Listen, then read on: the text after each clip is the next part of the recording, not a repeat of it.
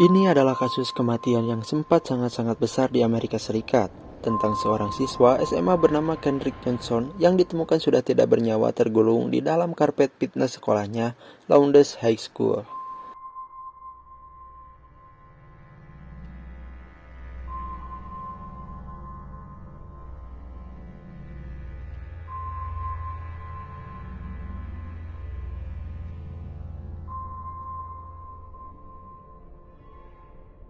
Kendrick Lamar Johnson adalah seorang anak laki-laki kelahiran 10 Oktober 1995 dari pasangan Kenneth dan Jackie Johnson. Sayangnya, saat dirinya masih berumur 17 tahun, Kendrick kehilangan nyawanya. Kasus kematiannya sangat mencengangkan karena posisi kematian Kendrick yang aneh. Kronologi dan timeline. 10 Januari 2013, sekitar pukul 1 siang, CCTV sekolahnya menangkap rekaman Kendrick berjalan menuju game lama. Jadi, di sekolahnya ini sebagai gambaran ada game baru dan game lama. Ketika digulung, karpet tersebut membentuk sebuah ruang berlubang dengan diameter 36 cm di tengahnya. Kemudian, di lubang tersebut biasa para siswa untuk menjadikan itu loker untuk menyimpan barang agar tidak mengeluarkan biaya lagi untuk loker sekolahnya.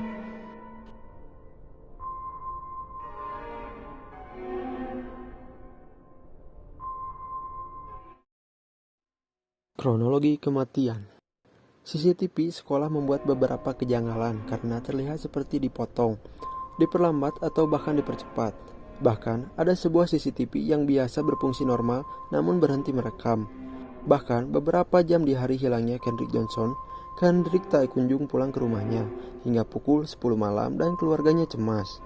Dirinya tidak hadir pada keterangan absen sekolahnya. Sang ibu, Jackie, datang dan melakukan patroli seorang diri ke sekolah. Ia meyakini Kendrick berada di sekolah lantaran sang anak memang biasa selalu pulang tepat waktu. Tengah malam pun tiba. Kendrick pun tak juga ditemukan. Jackie akhirnya melaporkan kehilangan anaknya ke polisi. Awalnya, polisi tidak menganggap bahwa laporan tersebut bukanlah suatu kasus yang serius sehingga kasus tersebut diabaikan. Nah, di sini gue jelasin lagi ya. Maksud dari si ibunya si Kendrick Johnson itu berpatroli. Jadi si ibunya itu berpatroli itu keliling-keliling sekolah di mana dia si Kendrick itu biasa nongkrong atau kegiatannya gitu. Karena kan gimana ya, kalau naluri seorang ibu ke anaknya tuh ada perasaan yang berbeda gitu. Jadi sehari itu Kendrick gak pulang ya. Terus ibunya lapor gitu, bikin laporan ke polisi. Nah, tapi di sini laporannya tuh diabaikan karena gimana ya? Belum ada keseriusan atau gimana ini. Maksudnya belum serius tuh biasanya mungkin si Kendrick itu ke rumah pacarnya dulu atau ke rumah teman-temannya gitu nongkrong atau nginap ya kan. Oke, mengerti? Oke, kita lanjut lagi. Ibu Kendrick Johnson mulai histeris. Suatu hari setelah sang ibu melaporkan kasus tersebut, ia mendatangi sekolah pada 11 Januari 2013 untuk melaporkan kehilangan anaknya yang datang untuk belajar di sekolah. Akhirnya, sekolah pun menyebarkan selebaran kehilangan salah satu siswanya itu. Sementara pada gym lama, terdapat siswa yang tengah duduk di sekitar karpet gym tersebut dan salah satu dari mereka melihat sebuah kaos kaki yang mencuat dari ruang berbentuk lubang pada gulungan karpet. Awalnya, mereka mengira bahwa kaos kaki tersebut adalah sebuah prank untuk menakut-nakuti lantaran posisi karpet tersebut vertikal atau berdiri. Ketika didekati, mereka kaget menemukan sosok manusia di dalamnya dan langsung memanggil guru olahraga mereka. Kemudian, mereka menurunkan karpet serta berusaha menarik tubuh yang terhimpit itu. Saat itulah, bau yang sangat menyengat tercium. Bahkan ketika ditarik, terlihat ada muntahan dan darah dari tubuh Kendrick Johnson. Sekolah langsung menutup semua akses keluar masuk sebelum penyidik datang. Ibu Kendrick pun juga datang setelah dihubungi oleh pihak sekolah. Nah, gini ya, jadi ada siswa-siswa ya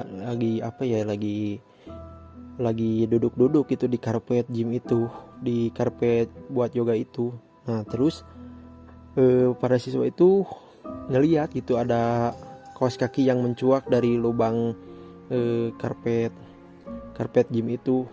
Nah, lubang yang disebutkan itu yang setelah gua terangin tadi ya, yang 36 cm. Nah di situ tuh ada kaki gitu, bukan kaki ya, kaos kaki yang ya sewajarnya dipakai gitu sama orang-orang biasa.